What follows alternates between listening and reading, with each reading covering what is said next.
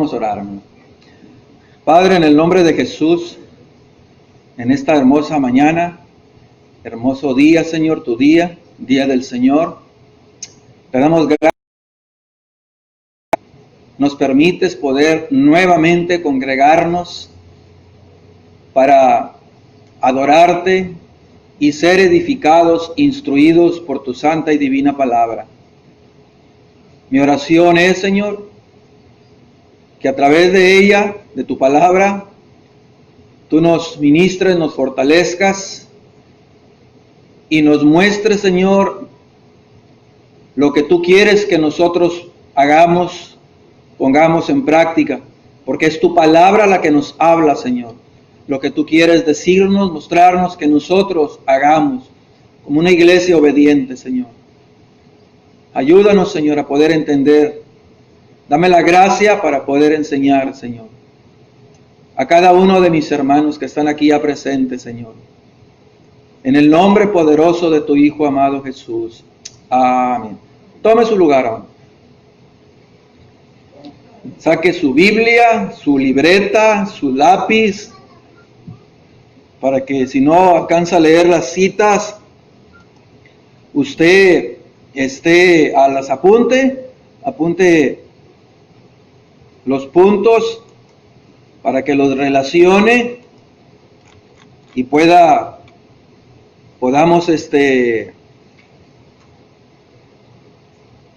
así estudiar juntos la bendita palabra de Dios.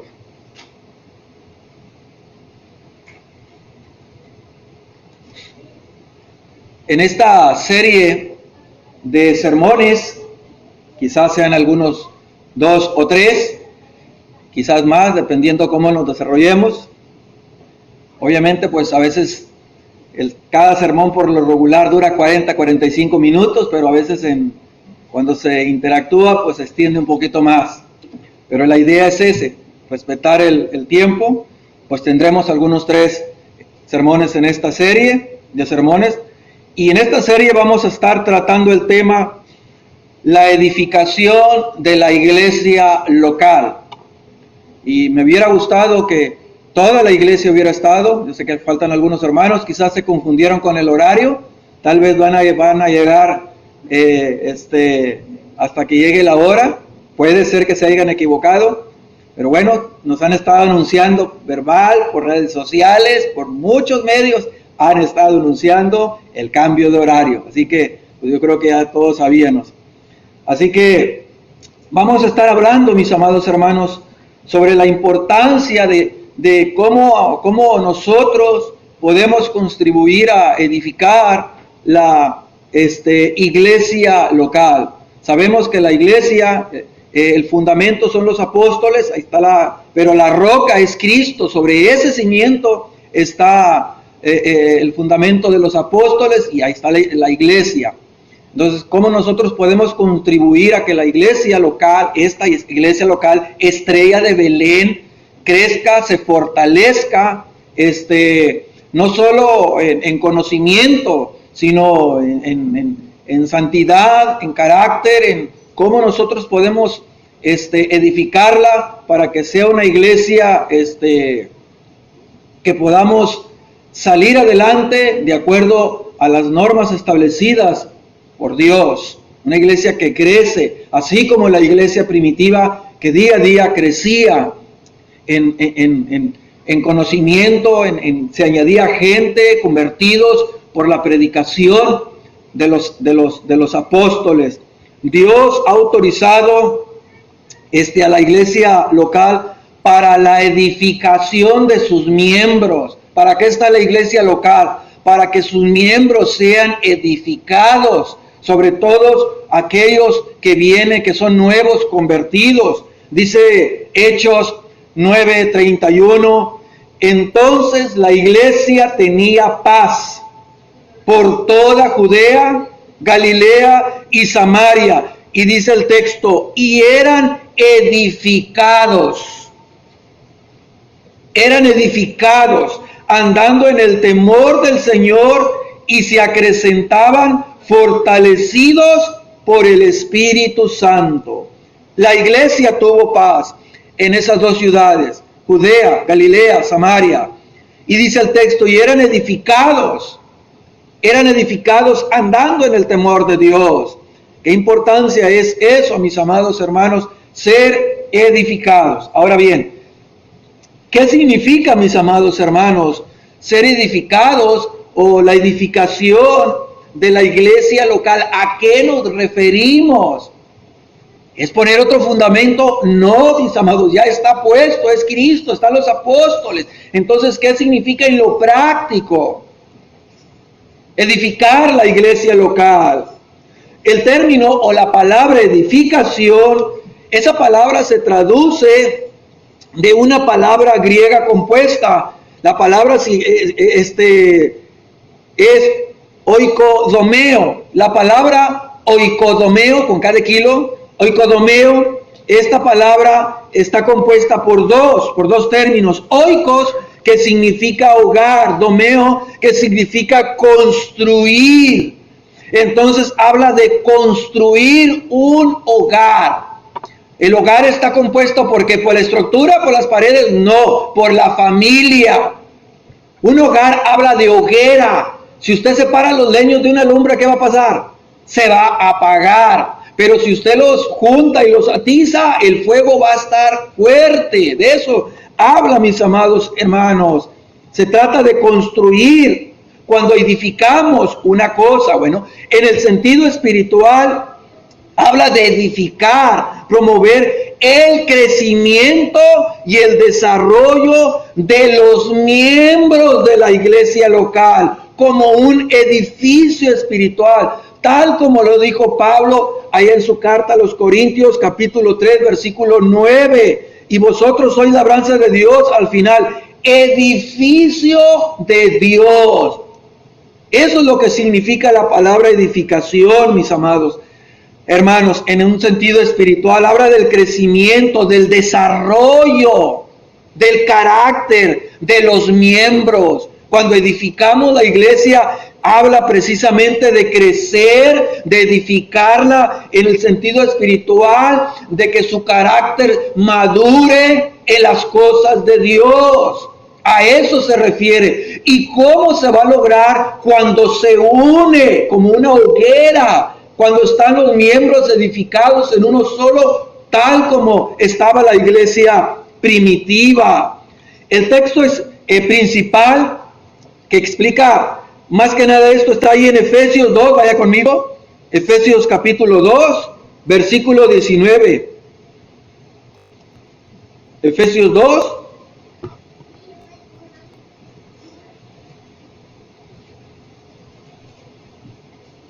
Pablo le dice aquí a los efesios, en todo el capítulo empieza a narrar cómo es que eran ellos antes, alejados de la ciudadanía, hijos de ira, pero ahora habéis hecho cercanos a Dios, por gracia sois salvos. Después que les habla cómo eran antes, dice en el verso 19, así que ya no sois extranjeros ni advenedizos, sino conciudadanos de los santos. ¿Qué más? Y miembros de la familia de Dios. ¿Qué dice el 20? Edificados sobre el fundamento de los apóstoles y profetas. ¿Pero qué? Siendo la principal piedra del ángulo Jesucristo mismo, en quien todo el edificio bien coordinado va creciendo para ser un templo santo en el Señor, en quien vosotros también sois juntamente edificados para morada de Dios en el Espíritu, dice el apóstol Pablo. Edificados, siendo la principal piedra del ángulo, ¿quién? Cristo. Cristo, mis amados. Así que un recién convertido, una persona nueva, creyente, es una persona que en ocasiones fluctúa, se desanima en las luchas, en las pruebas, se desanima, que aún no está cimentada bien en las cosas de Dios, como un bebé que es frágil. Un bebé tiene usted que alimentarlo, porque es frágil. De la misma manera, un nacido de nuevo no está establecido firme en el Señor, no está confirmado, bien fundado en el Señor, y necesita de la palabra, del ser instruido, de ser edificado en lo que ya está establecido en la palabra de Dios. Así que la edificación de la iglesia local es necesaria. Dijo Cristo a los discípulos allá en Mateo 28:20, hablando de hacer discípulos, y luego dice, enseñándoles, ¿sí? Enseñándoles, instruyéndoles, que guarden todas las cosas que os he mandado, les dijo Cristo a los discípulos.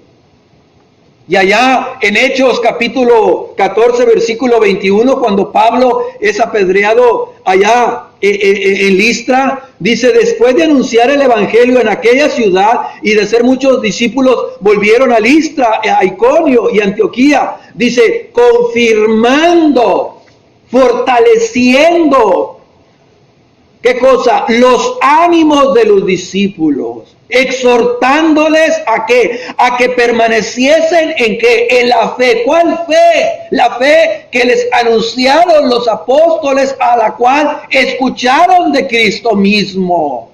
El conjunto de enseñanzas, que permanecieran en la fe, en esas enseñanzas. Así que esta tarea, hermanos, es un proceso continuo, es un proceso en el que, escuche bien, toda la iglesia local debe de estar involucrada, todos, no solo el ministro, el pastor, todos debemos de cierta manera estar involucrados en la misma. El apóstol Pablo llama a este proceso allá en Efesios 4:12, el perfeccionamiento de los santos. ¿A qué se refiere? Se refiere a restaurar algo a su condición original o que se ha hecho apto completo. Hay que perfeccionarlo, restaurarlo. En ese contexto se refiere a llevar a los cristianos de que de las garras del pecado, traerlos allá a la obediencia de Cristo. Así que la palabra de Dios, hermano, es el elemento clave para este proceso. ¿Para qué? Para la edificación, la nutrición y el desarrollo espiritual de la iglesia. Se lo vuelvo a repetir. La palabra de Dios es la materia prima, el elemento clave para que la iglesia sea edificada, para que la iglesia sea nutrida y con ello se desarrolle de una manera sana, de acuerdo a lo establecido por Dios. Así que la idea, hermano, es que por medio de la enseñanza, por medio del ejemplo y de la disciplina eclesiástica, cada uno llegue a un estado completo, que esté bien equipado con herramientas, capacitado para hacer la obra de Cristo en la iglesia local. No ser candil de la calle y oscuridad en la casa. No ser candil de la calle y oscuridad en la casa. La iglesia, dice Pedro, allá en su primera epístola, yo le dije que iba a estar citando mucho la Biblia, hermano. Para que usted, el video ahí va a estar para que lo vuelva a leer, lo vuelva a ver. La iglesia, dice Pedro en su primera carta, capítulo 2, versículo 5, es como un edificio que está en continua construcción. Dice el verso 5 del capítulo 2 de primera de Pedro, vosotros también, como piedras muertas, no, dice como piedras vivas, ser edificados como casa espiritual y sacerdocio santo, dice Pedro. ¿Con qué propósito? Para ofrecer sacrificios espirituales aceptables a Dios por medio de Cristo.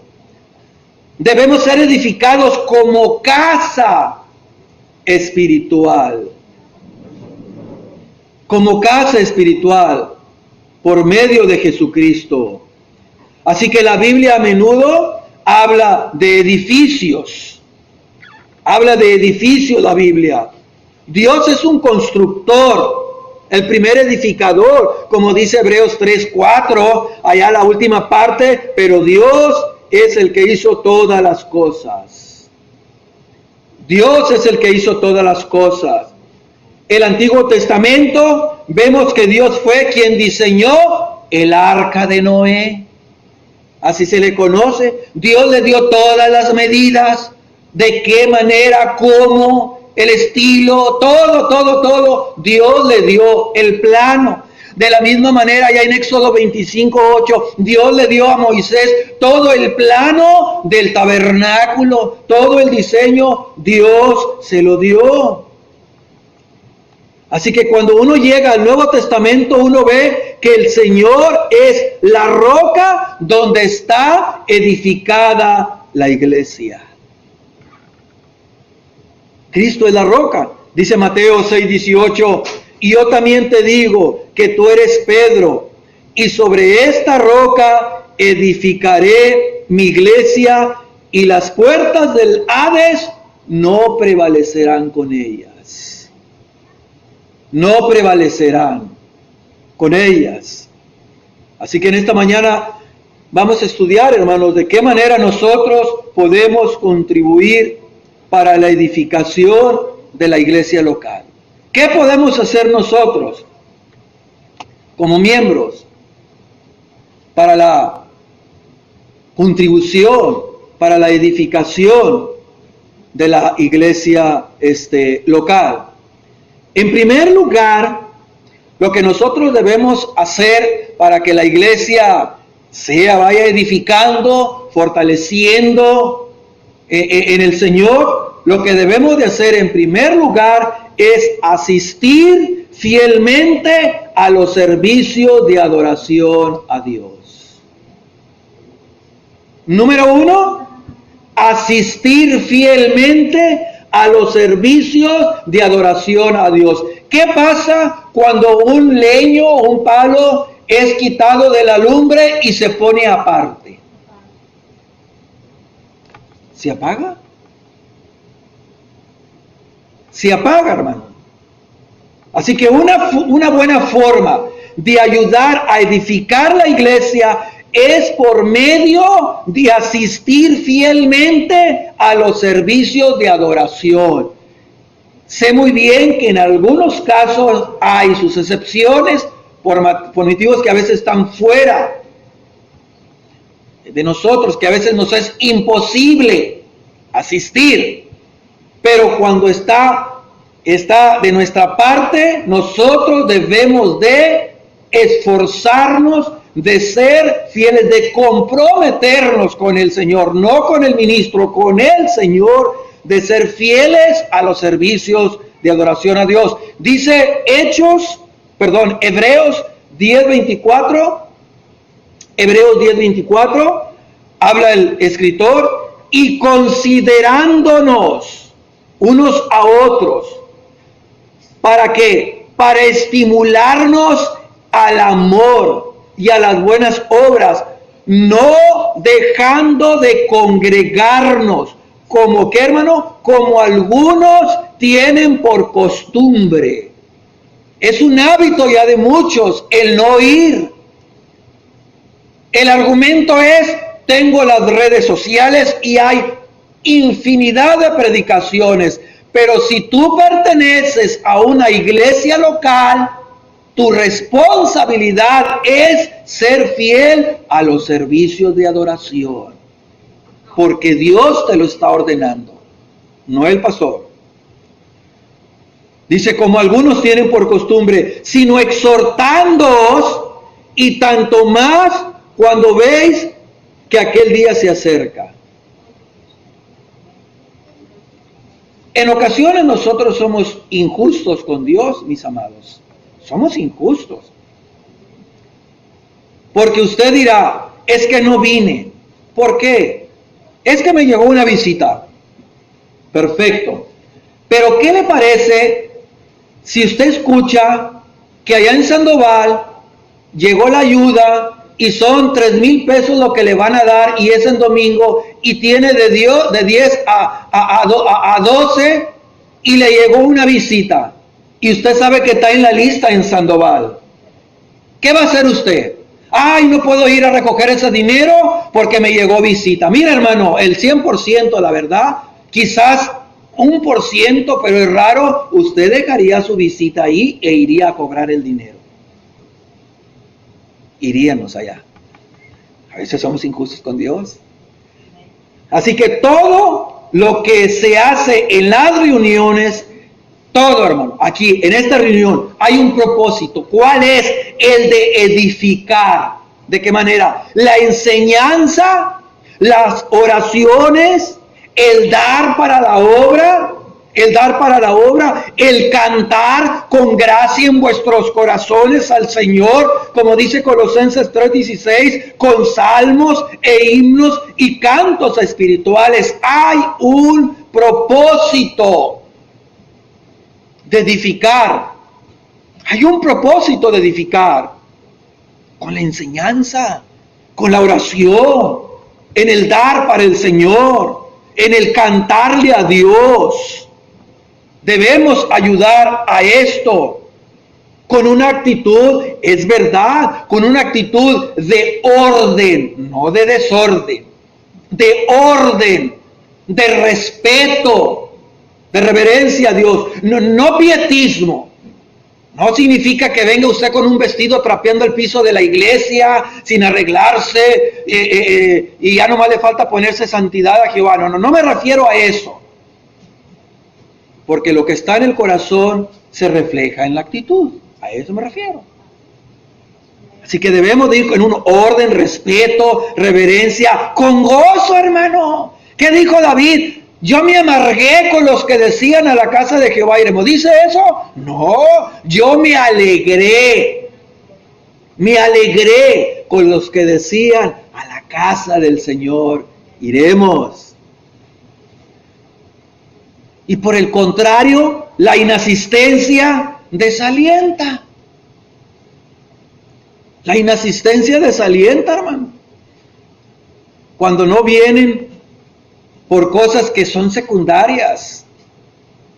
Por ello, es por ello que una de las razones de asistir es para estimularnos y exhortarnos unos a otros. Como dijo Hebreos 10:24, estimularnos y exhortarnos. ¿Cuáles son los privilegios que acompañan el poder reunirnos en la iglesia local, como ahorita que estamos aquí?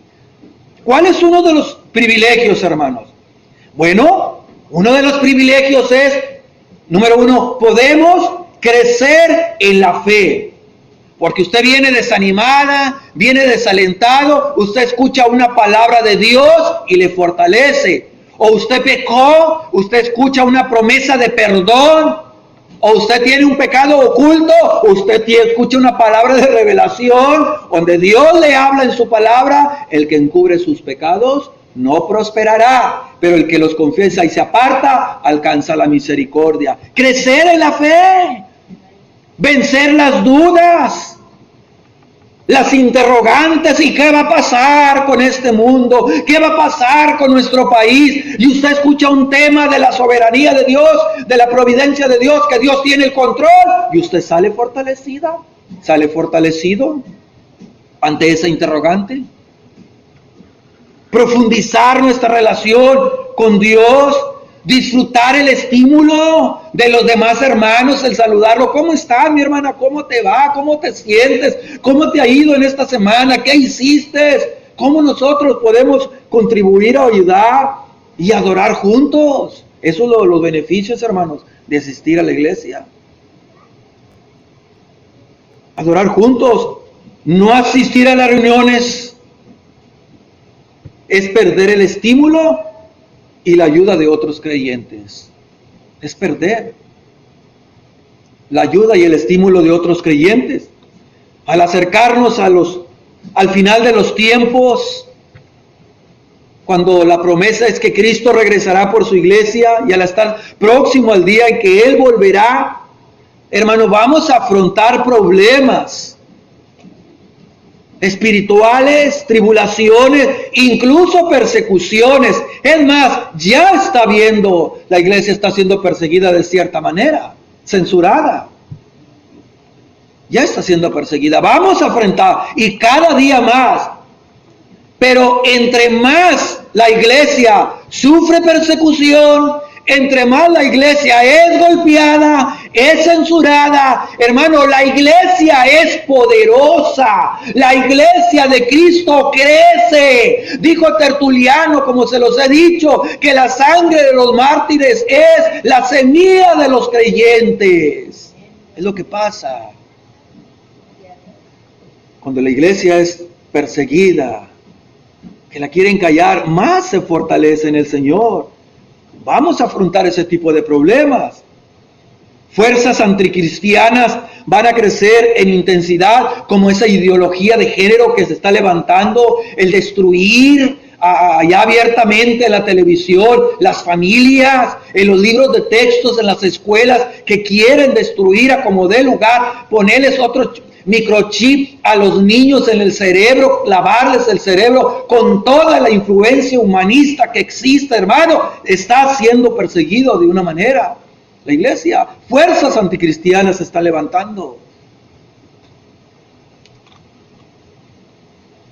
Las dificultades nunca debieran ser excusa para no congregarnos. Al contrario, debería ser la gasolina que nos impulsa a poder reunirnos y buscar el rostro de Dios. Buscar el rostro de Dios. Por ello, hermano, a medida que surgen las dificultades, debemos de hacer un mayor esfuerzo para ser fieles al Señor, fortalecernos en el Señor. ¿Por qué no comprometernos a estar en cada servicio lo más posible para ayudar a edificar la iglesia? Ser edificados en el temor. Así que una primera cosa para la edificación de la iglesia local es asistir fielmente a los servicios de adoración. Sé que en ocasiones no todos pueden estar los miércoles, donde estamos llevando el estudio de una manera expositiva de Éxodo, que vamos, si Dios lo permite, el capítulo 6, este miércoles entraremos. Sé que no todos pueden asistir, unos trabajan, otros se ocupan, pero el día del Señor, hermano, es el día del Señor, el domingo. 6 días trabajarás. Como decía Israel en el Antiguo Testamento, el viernes a las 6 juntaban todo el alimento, todo, para ya no hacer absolutamente nada el sábado. Juntaban todo el alimento que usarían el sábado. Y así que ellos se la pasaban descansando con su familia, hablando de las cosas de Dios. Y el día de reposo terminaba el sábado a las 6 de la tarde. Es precisamente Dios lo que ha hecho. Tenemos el día del Señor para instruirnos, ser edificados, estar con la familia, hablar de las cosas de Dios. Sé que a veces hay sus excepciones, hay compromisos que a veces muchos les es imposible estar en el día del Señor. Pero eso no debe de ser la excusa de muchos, hermano. Es que, ¿qué está haciendo, hermano? Pues es que estoy lavando el domingo. Que Dios tenga misericordia, hermanos. En segundo lugar, debemos buscar y compartir el conocimiento adquirido de la palabra de Dios. Debemos buscar y compartir el conocimiento que adquirimos de Dios. Así que una de las cosas fundamentales para la edificación es el conocimiento de la palabra de Dios.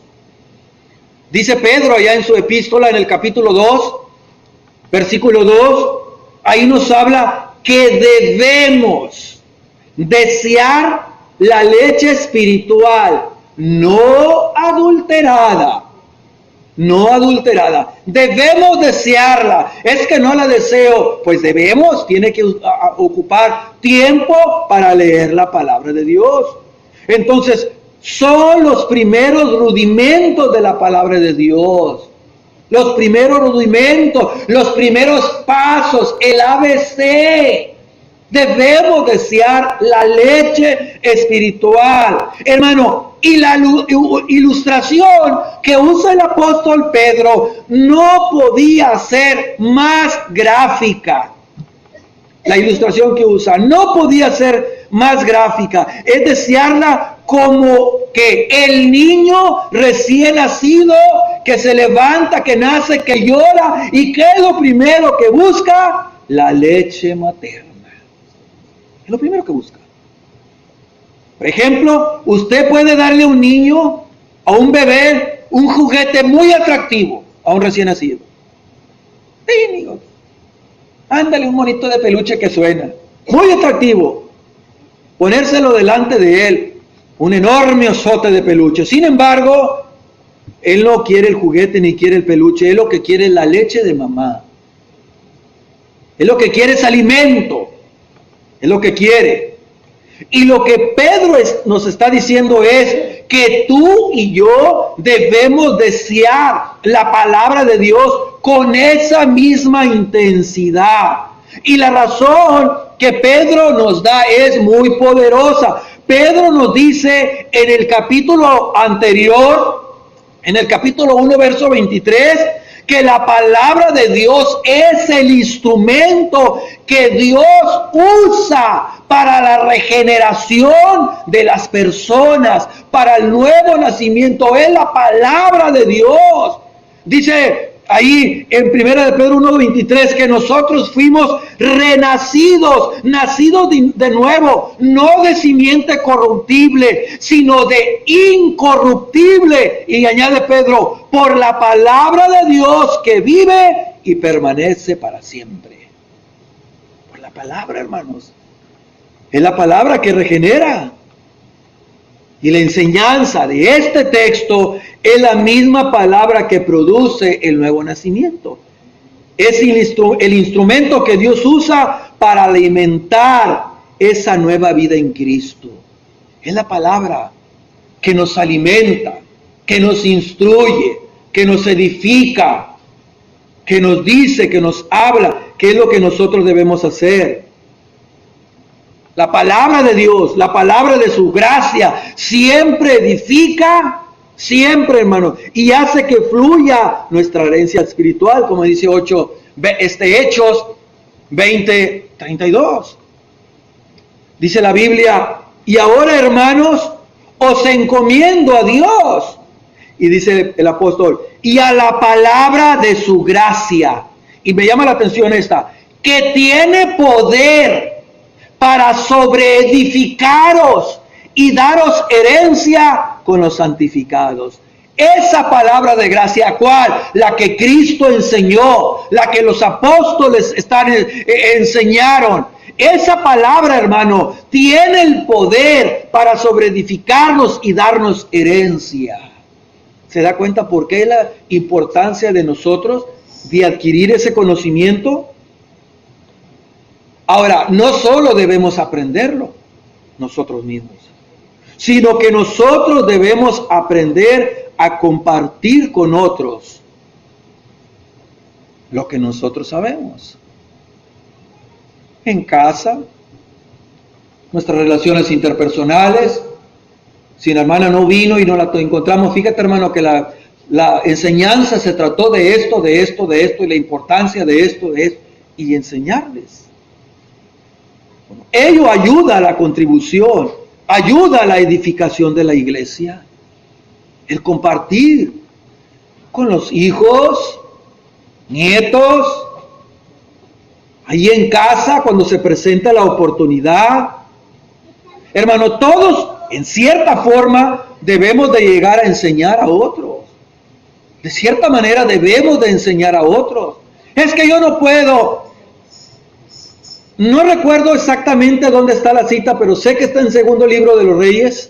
Si no mi mente no me falla, en el capítulo 5. El caso es que Naamán tiene lepra. Es el general de Siria. Está leproso. Y el rey de allá le dice, ves, miento. En aquel tiempo, los mismos sirios se habían llevado a una cautiva judía, a una esclava. Se la habían llevado y era la sirviente de la casa de Naamán. Y aquella esclava simplemente dice, si mi señor fuera allá y viera al profeta, si ella va allá y mira al profeta, él va a ayudar el problema. En otras palabras, él tiene la solución. Y dice que el rey le dio carta, le dio esto, y Naamán va allá con Eliseo. Y después Eliseo manda al criado y le dice, dile que vaya al Jordán y se zambulla 7 veces. Y dice Eliseo, todavía el general sirio, yo pensé que iba a venir a mí, el río de Farfán, y aquel es más limpio que el Jordán. Y el otro general, el otro oficial le dice, con un sentido más común, le dice, oiga señor, ¿a poco si le hubiera dado algo complicado no hubiera ido? ¿Cuánto más ir ahí al río y zambullirse 7 veces? ¿Y qué dice la escritura? ¿Usted lo sabe? Se zambulló, obedeció y dice que la carne se volvió como la de un niño. ¿Y qué hizo la esclava? Simplemente habló lo que ella conocía. Es todo lo que hizo. No era una teóloga, una erudita, era una esclava. Pero ella tenía el conocimiento de Dios, hermano. Lo que ella había aprendido, lo que le habían inculcado. Así que todos debemos de llegar a enseñar a otros. Dice el apóstol Pablo ya hablando a Timoteo en su segunda carta, capítulo 2, verso 2. Lo que has oído de mí, le dice Pablo al joven Timoteo, lo que has escuchado de mí, Timoteo, ante muchos testigos. Bueno, eso que has escuchado encarga, enseña a hombres, encarga a hombres fieles que sean idóneos para enseñar a otros también. ¿Qué significa? Que debemos de capacitar a personas idóneas para que a su vez ellos enseñen a otros. Y así, hermanos, se va a ir. Se va a ir. Así que si la iglesia siguiera con firmeza este consejo, hermano, la historia sería otra. Si la iglesia local siguiera este consejo, creo que la historia sería otra. Sería otra, hermano. En la medida que creyentes bien nutridos, enseñados, y a su vez ellos enseñan a otros, la iglesia se fortalece en el temor a Dios, en santidad, en adoración, se fortalece la iglesia. Por ello los discípulos necesitan ser equipados para transmitir su fe. Pero ¿cómo van a ser equipados si en primer lugar no asisten? No se puede. Por ello, como les dije en la primera parte, hay que venir. Los discípulos necesitan ser equipados. ¿Para qué? Para transmitir la fe. El trabajo no estará hecho sino hasta que los creyentes seamos capaces, hermanos, de hacer discípulos. Es decir, no inmaduros. ¿De qué nos sirve testificar? Oh, hermano, tengo 20, tengo 15, tengo 30 años. Si somos iguales. De nada sirve que cuando empezamos. Y ahí es donde se pone en tela de juicio la regeneración, si esa persona es verdaderamente nacida de nuevo. Es por ello, hermano, que nosotros debemos venir a Dios, tener el conocimiento y compartir con otros. Por eso el trabajo no estará hecho sino hasta que los creyentes sean capaces, sean maduros, adecuados, preparados de ser discípulos. Es por ello que la alimentación de la palabra continua con las verdades de las Escrituras es importante, esencial para la salud de todos los cristianos. Es importante. Solo mediante la lectura, el estudio, la meditación, la práctica, el manejo correcto del contenido de la palabra de Dios, puede un creyente cumplir con lo que Dios le ha mandado hacer. Solo de esa manera. Solo de esa manera. ¿De qué nos sirve tener una hora de estudio en la palabra bien profundo si dedicamos 5 o 4 horas en la televisión viendo programas, hermano, totalmente antibíblicos? Todo lo que hemos estudiado se va en el chorrito de agua se lo lleva. Todo lo que hemos... ¿Por qué? Porque es más tiempo lo que invertimos en cosas vanas que lo que invertimos en la palabra de Dios. Por ello, solo mediante la lectura, el estudio, la meditación, la práctica de la verdad, de la palabra de Dios, puede un creyente cumplir con lo que Dios nos ha mandado. Nuevamente el apóstol Pablo, hablando a Timoteo, allá en su segunda carta, en el verso 15, procura, le dice Pablo a Timoteo, en el verso 15 de su segunda carta a Timoteo capítulo 2, procura con diligencia presentarte a Dios aprobado, como obrero que no tiene de qué avergonzarse. Y mire lo que dice al final, sino que usa bien la palabra de verdad. Procura con diligencia, sino que usa bien la palabra de verdad.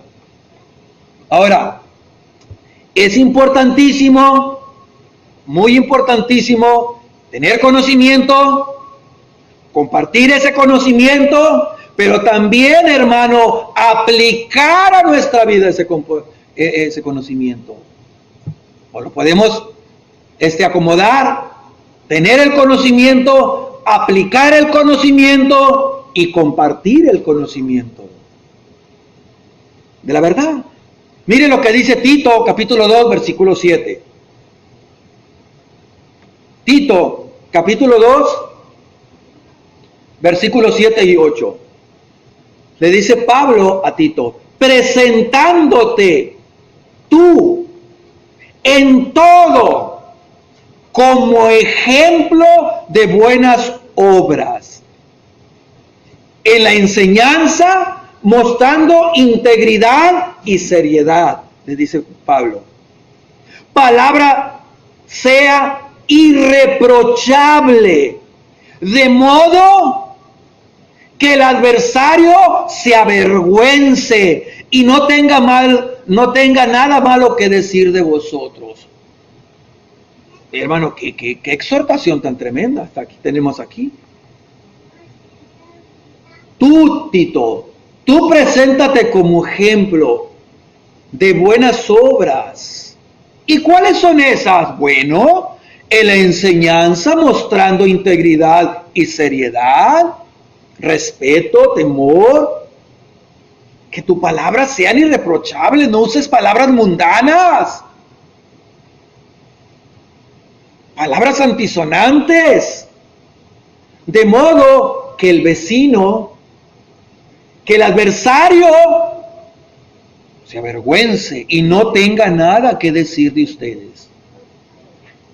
Pero no es cierto, hermano, no me dejará mentir que muchas veces pasa lo contrario, que el adversario, en vez de avergonzarse, tiene herramientas para poder acusarnos. Y todos, hermanos, en cierta medida. Por eso este es un estudio arduo, paulatino, que poco a poco debemos ir practicándolo, no de la noche a la mañana. No de la noche a la mañana. Así que Pablo exhorta a Tito a que fuera un ejemplo para que todos los que están a su alrededor, para que al ver sus buenas obras, trataran de imitarlo a él. Su vida daría a sus palabras un mayor impacto. Si nosotros, hermanos, queremos, si usted y un servidor, eso es un reto, hermano, para todos. Queremos que alguien actúe de una determinada manera, pues nosotros debemos asegurarnos que usted y yo estemos viviendo lo mismo que le queremos enseñar o imponer a otros. Eso es un reto, hermano, para todos nosotros. Entonces nosotros de esa manera habremos ganado el derecho de que otros nos escuchen y de que nuestra vida fortalezca la enseñanza, de esa manera. Y desgraciadamente ahí es donde la iglesia fluctuamos, ahí es donde la iglesia debe ser edificada, debe de ser fortalecida, debe de ser fortalecida. Es por ello que debemos de tener mucho cuidado de no tener actitudes farisaicas. Hablándole el apóstol Pablo a los romanos ahí en el capítulo 2, versículo 1, dice, tú pues que enseñas a otros ¿no te enseñas a ti mismo? Tú que predicas que no se ha de robar, ¿tú robas? Le dijo Pablo, tremendo. ¿Y qué le dijo Jesús a los fariseos? Ustedes atan cargas que ni ustedes mismos pueden llevar.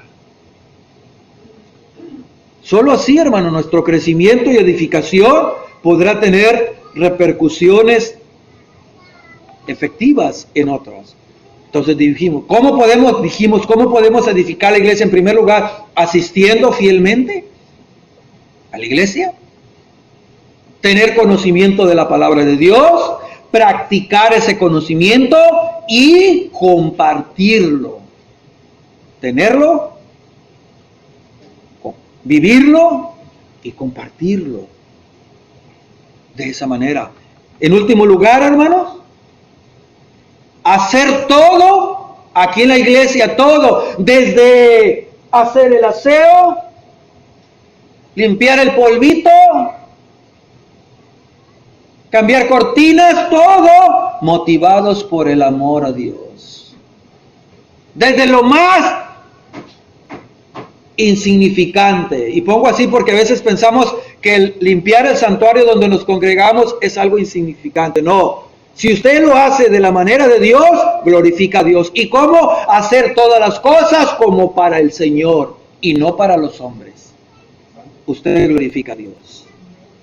Entonces, todo lo que debemos de hacer es hacer motivado por el amor. No que lo motiven la luz de las candilejas, la alfombra roja, que alaben su demagogia, es decir, la palabrería, como lo dijeron a John Bunyan en cierta ocasión.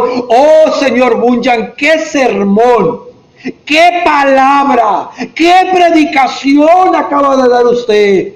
Ya se le adelantaron, ya me dijeron lo mismo. ¿Y quién fue? El diablo. Estaba al oído diciéndome, qué bárbaro, John, qué predicación. Cuidado, hermano, con el ego. Cuidado con el ego. Y es lo que pasa con muchos que quieren dirigir los domingos. Hermano, dirigen el culto de oración. ¿O por qué? Si nomás van como 2 o 3. Yo quiero que me vean. Y más si me están poniendo en redes sociales. Que la gente vea que soy un tenor o soy una soprano. No, hermano, no se trata de eso. Lo que nos debe de mover es el amor a Dios. El amor edifica la iglesia. Dice 1 Corintios 8:1. Dice, el conocimiento envanece, pero el amor edifica. Usted me dirá, oiga, pastor, pues no acaba de decir que debemos de tener conocimiento, practicar el conocimiento y compartirlo. Sí, hermano, pero vamos a ver a qué se refiere Pablo. Hay que ver el contexto, porque dice que envanece. ¿Qué tipo de conocimiento envanece? Dice, pero el amor, ¿qué hace el amor, hermano? Edifica. Es lo que dice la Biblia, no son mis palabras. Así que Pablo lo que dice ahí, en 1 Corintios 8:1, no que el conocimiento, epignosis, el que usted adquiere, no que el conocimiento sea malo. El problema es cuando dicho conocimiento hace que nos sintamos que somos importantes. Que somos importantes. Soy un sabelotodo y no estoy dispuesto a que otros me corrijan porque yo lo sé todo. Así que esa actitud puede desarrollar soberbia en nuestras vidas. Tener la actitud de sabelotodo. A eso se refiere Pablo. Cuando ese conocimiento se apodera y genera en nosotros una soberbia, que no tengo la humildad de ser corregido,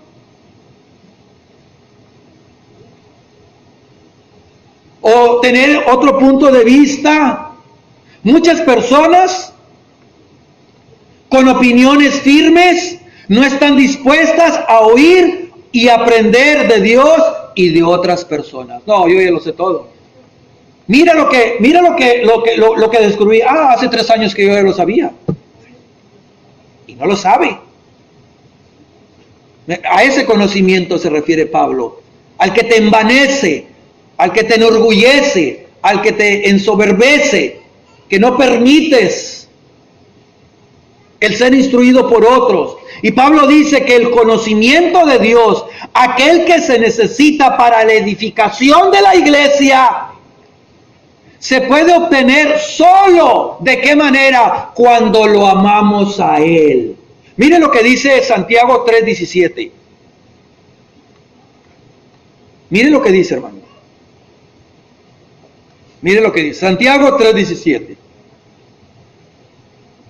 Dice el verso, a partir del verso 13, dice, ¿quién es sabio y entendido entre vosotros? Pregunta Santiago. ¿Quién es? Yo, podría decir uno. Bueno, ¿así? ¿En serio? ¿Eres sabio? ¿Tienes conocimiento? Bueno, muestre por la buena conducta sus buenas obras en sabia mansedumbre. Pero si tenéis celos amargos y contención en vuestro corazón, no os jactéis ni mintáis contra la verdad, porque esta sabiduría, dice Santiago, no es la que desciende de lo alto, sino la terrenal, animal, diabólica. Porque donde hay celos y contiendas, ahí hay perturbación y toda obra perversa. Dice el 17. Pero la sabiduría que es de lo alto es primeramente pura. Después purifica, amable, benigna, llena de misericordia, de buenos frutos, sin incertidumbre ni hipocresía. Dice Santiago, verso 18. Y el fruto de justicia se siembra en paz para aquellos que hacen paz. ¿Ya ve, hermano? Es por ello que debemos hacer las cosas motivados por el amor. Así que el conocimiento que viene de lo alto, esa sabiduría, tiene un efecto, purifica, es amable, ese conocimiento, esa sabiduría es benigna, es llena de misericordia, tiene buenos frutos y no es hipócrita. He ahí la diferencia. Por eso dice Pablo, ese conocimiento lleno de soberbia, te envanece, es terrenal, es diabólico. Pero aquel que viene de Dios, ese conocimiento, esa sabiduría que viene de Dios, tiene efectos en nuestra vida, es pura, amable, benigna. Si los hermanos se aman unos a otros, si nos amamos unos a otros, se hacen bien. Se hace el bien entre ellos. ¿Qué pasa, hermano? La iglesia se edifica. Se lo vuelvo a repetir. Si nos amamos unos a otros, si nos hacemos el bien unos a otros, la iglesia se edifica. Dijo Pablo allá, Pedro en su primera carta, pero en el capítulo 1, verso 22. Habiendo, dice Pedro, purificado vuestras almas por la obediencia a la verdad, mediante el Espíritu, para que el amor fraternal, no fingido, amaos unos a otros entrañablemente de corazón puro. Dice la versión Dios habla hoy, ese mismo texto de Primera de Pedro 1:22, dice, ahora ustedes, al obedecer el mensaje de la verdad, al haber obedecido ese mensaje, se han purificado para amar sinceramente a los hermanos. Así que deben de amarse unos a otros con corazón puro y con todas sus fuerzas. La palabra amor es la palabra griega agapao. ¿Y sabe lo que significa, hermano? La palabra griega agapao significa buena voluntad que busca el bienestar del otro a costa del sacrificio de uno mismo. Pero en una sociedad, hermano, tan centrada y tan egoísta en uno mismo, y creo que muchos hemos sido arrastrados en pensar en nosotros mismos. Por eso a veces el maná, como en el Antiguo Testamento, se pudre por pensar en nosotros mismos. ¿Qué beneficio puedo obtener yo antes que nuestro hermano? Eso es terrible. Dios nos libre de eso, hermano. Eso es un cáncer. Y extirpe todo eso de nuestros corazones. Y nos haga que su nombre sea glorificado y nos ayude. Así que el amor es la motivación, la razón detrás de nuestras acciones. Como dice 1 Corintios 13, el capítulo del amor. Búscalo. 1 Corintios 13. Así que no se me desespere, hermano. Ya vamos finalizando, pero es importante darle esta enseñanza. Así que es el día del Señor. Así que el amor debe de ser la motivación, la razón detrás de nuestras acciones. Ahí da la lista Pablo en 1 Corintios 13:11. Y uno de los problemas de los cristianos de Corinto, uno de los problemas fue la falta de esa clase de amor entre ellos. Ese fue el problema. Mire, en el capítulo 12 de Corintios, Pablo da evidencia de la pérdida de amor de los corintios. Tenían todos los dones, hermano. Profecía, conocimiento, todos los dones tenían. Era una iglesia bendecida la de Corinto. Bendecida por Dios. Pero no tenían amor. Así que en el capítulo 12 da evidencia de la pérdida del amor. En el capítulo 13 explica lo que es el verdadero amor. Y el capítulo 14 nos muestra cómo es el amor. Así que 12, la falta de amor. 13, cómo es el amor. 14, cómo obra el amor.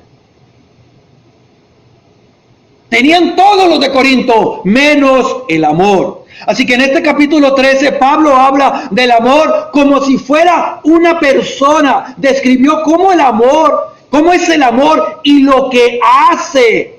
Así en gran medida la persona que es motivada por el amor. Note lo que dice, que el amor es sufrido.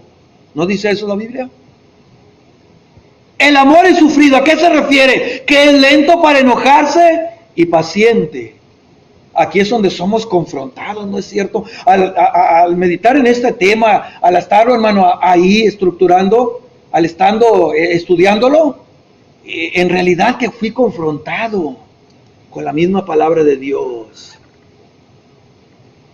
Es sufrido, lento para enojarse y paciente, a eso se refiere. Es benigno, es decir, es gentil, bondadoso, tierno, no amenaza.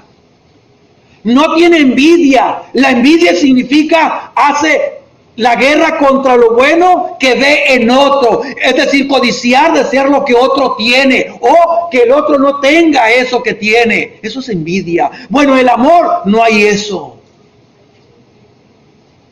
Si la hermana Victoria tiene un BMW ahí en su casa o una casa hermosa, el hermano se goza, o le regalaron algo lindo, el hermano se goza, disfruta con ella, ese gozo lo comparte. No le dice, mira mi carro, ya lo vendría al rato todo feo, empolvado. No, hermano, eso no hace el amor. No es jactancioso, es decir, no hace cosas para llamar la atención a sí mismo, no es arrogante, no hace alarde.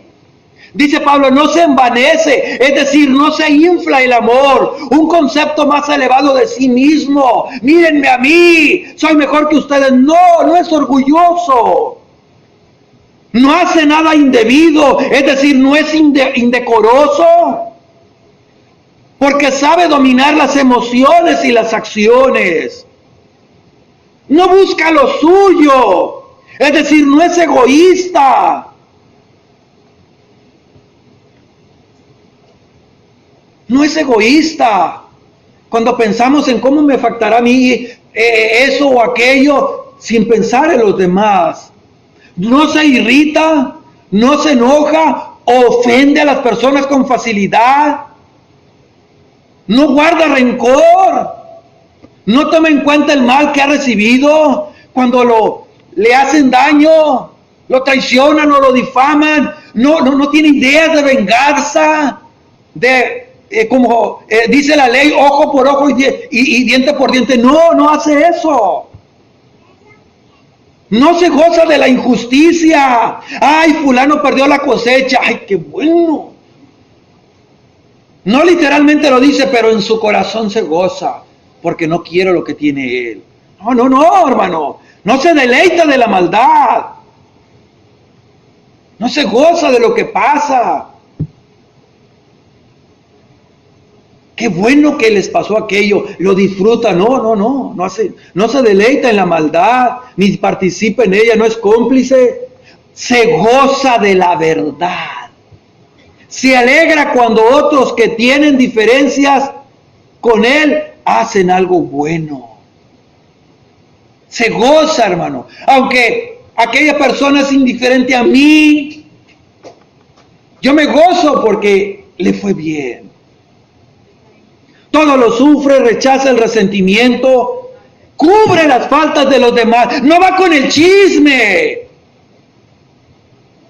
A decir, mira, ya supiste lo que le pasó a fulano, a sutano, a mangano. No hace eso. Cubre las faltas de otros, las imperfecciones de otros. Todo lo cree, trata de pensar que otros han actuado con buenos motivos. No anda sospechando nada malo, todo lo espera que todo salga bien, aun cuando la evidencia muestra lo contrario. Todo lo soporta, paciencia y respeto a circunstancias, paciencia respecto a las circunstancias difíciles. Hermano, Dios nos sigue amando aun cuando tropecemos una y otra vez. Bueno, así debemos de hacer también con los hermanos que se equivocan. No apoyar el error de ellos. Amén. No apoyar su rebeldía. Pero sí procurar el bien de ellos. En nuestra sociedad confunde el amor con la sensualidad. ¿Qué dicen los del movimiento de ideología de género? ¿Por qué nos amamos? Es que la Biblia dice, Jonatán y David se amaron. Sacan el texto fuera de su contexto.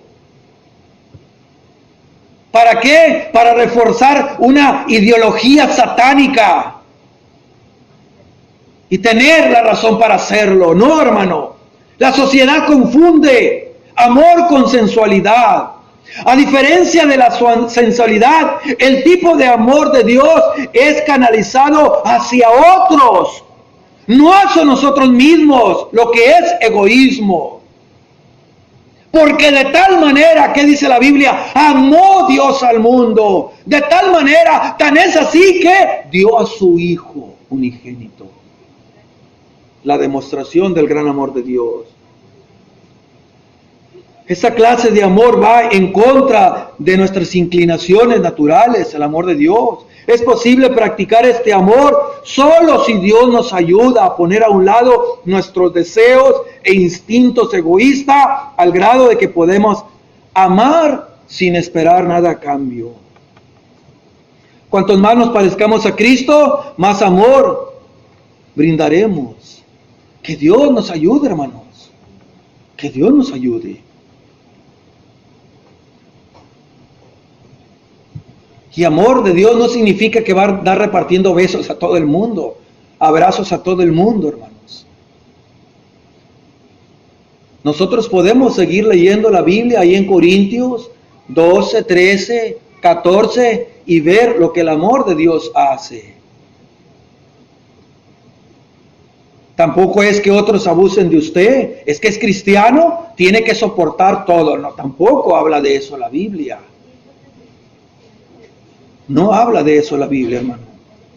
Uno de los problemas que aquejan a la iglesia local, desgraciadamente, es la falta de compromiso de sus miembros. ¿Qué es la falta de compromiso, hermano? No hay compromiso. Y ello se debe a no asistir fielmente a los servicios de adoración. No hay compromiso. El no asistir a las reuniones cristianas es perder, como dijimos, el estímulo de otros creyentes. ¿Para qué nos reunimos? Para que nuestra fe se fortalezca y para fortalecernos unos a otros. Y más cuando vemos que el Señor vendrá por su iglesia.